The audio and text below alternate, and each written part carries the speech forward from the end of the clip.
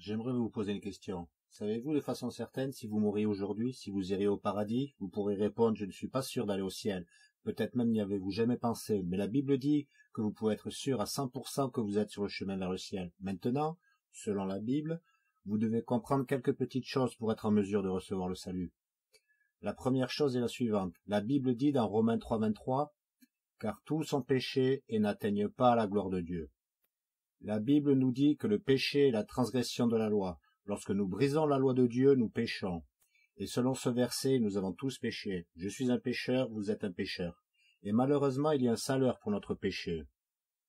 Romains 6,23 dit, « Car le salaire du péché, c'est la mort. » Le mot salaire signifie paiement. Ce que vous gagnez. Quand je vais au travail, on me donne de l'argent, c'est mon salaire. À cause de mon péché, le salaire est la mort. Ce que je gagne, c'est la mort, car le salaire du péché, c'est la mort. Quand nous pensons à la mort, la plupart des gens pensent à une mort physique. Mais Apocalypse 20, 14 à 15 dit « Et la mort et l'enfer furent jetés dans le lac de feu », une référence à l'enfer. Il est dit « C'est là la seconde mort. Et quiconque n'était pas trouvé écrit dans le livre de vie fut jeté dans le lac de feu. » Donc, selon la Bible, notre salaire pour notre péché n'est pas seulement une mort physique, mais la seconde mort. Vous vous demandez qu'est-ce que la seconde mort? Être jeté dans l'étang de feu, c'est la seconde mort.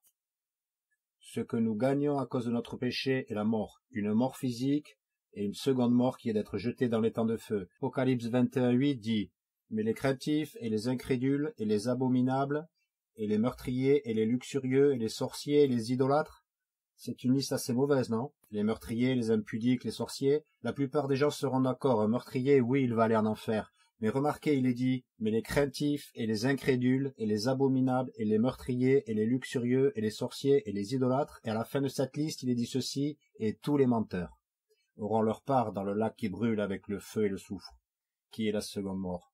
Et la raison pour laquelle Dieu ajoute le péché du mensonge à la fin de cette liste, c'est qu'il essaie de mettre un point, et le point est de ceci, nous sommes tous pécheurs, chaque être humain a menti. Et il essaye de dire qu'il n'y a pas de juste, nous avons tous péché, nous méritons tous d'aller en enfer. C'est la mauvaise nouvelle, je suis un pécheur, vous êtes un pécheur, et nous sommes tous initialement condamnés à l'enfer. Mais l'évangile est la bonne nouvelle. Romains 6,23 dit, car le salaire du péché c'est la mort, nous comprenons ce que cela signifie maintenant, mais la deuxième partie de ce verset dit, mais le don de Dieu, c'est la vie éternelle par Jésus-Christ notre Seigneur. La Bible dit que Dieu a un cadeau qu'il veut vous donner, et ce don est la vie éternelle.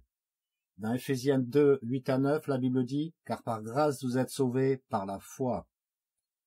Le mot grâce signifie obtenir quelque chose que vous ne méritez pas, vous ne le gagnez pas, vous ne payez pas pour ça. Vous êtes sauvé est une référence à être sauvé de l'enfer, parce que je ne veux pas y aller. Je suis sûr que vous ne voulez pas y aller. Par la foi, le mot foi signifie croire. Il est dit, par grâce vous êtes sauvés par la foi, et cela n'est pas de vous-même, ça n'a rien à voir avec vous. Voilà pourquoi c'est le don de Dieu. Non des œuvres, de peur qu'aucun homme ne se vante. Un cadeau n'est pas quelque chose pour lequel vous travaillez. Un cadeau est quelque chose qui vous est donné. Quelqu'un d'autre a payé pour cela, mais vous ne payez pas pour cela. Si je vous donne un cadeau et que je vous demande de me donner de l'argent pour cela, ce n'est plus un cadeau. Si je vous donne un cadeau, mais que je vous demande de faire quelque chose pour cela, ce n'est plus un cadeau. Le cadeau ne vous coûtera rien, mais il coûte à la personne qui vous donne quelque chose. Et le don de Dieu, c'est exactement la même chose. Jésus a dû payer pour ce cadeau.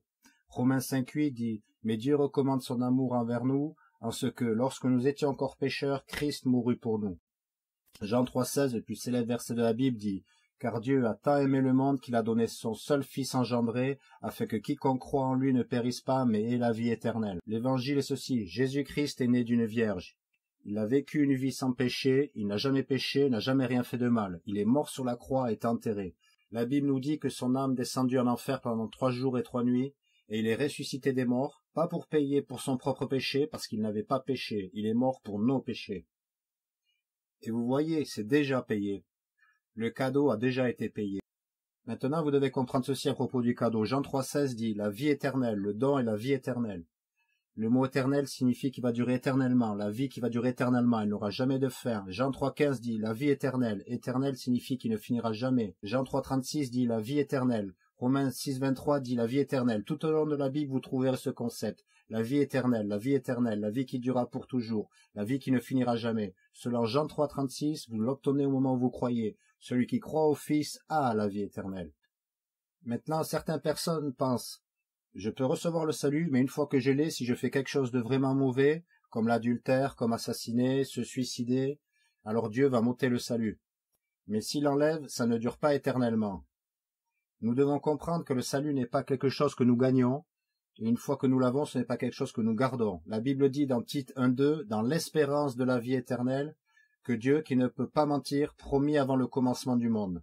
Notre espoir pour la vie éternelle, c'est que Dieu ne peut pas mentir. Si Dieu m'a promis la vie éternelle, alors devinez quoi, c'est la vie éternelle. Il m'a promis la vie éternelle, alors cela va durer éternellement. Vous dites, et si je fais quelque chose de vraiment mal? Eh bien, ce n'est pas de nous-mêmes, ça n'a rien à voir avec moi. C'est un cadeau qui durera pour toujours. Maintenant, voici la seule chose que vous devez faire. Comme tout autre cadeau, vous devez choisir si vous souhaitez l'accepter ou le rejeter.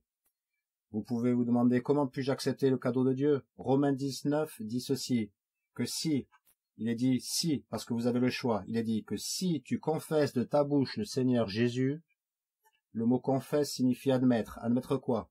Eh bien, admettre que vous êtes un pécheur, vous admettez que vous méritez d'aller en enfer, mais vous demandez le pardon.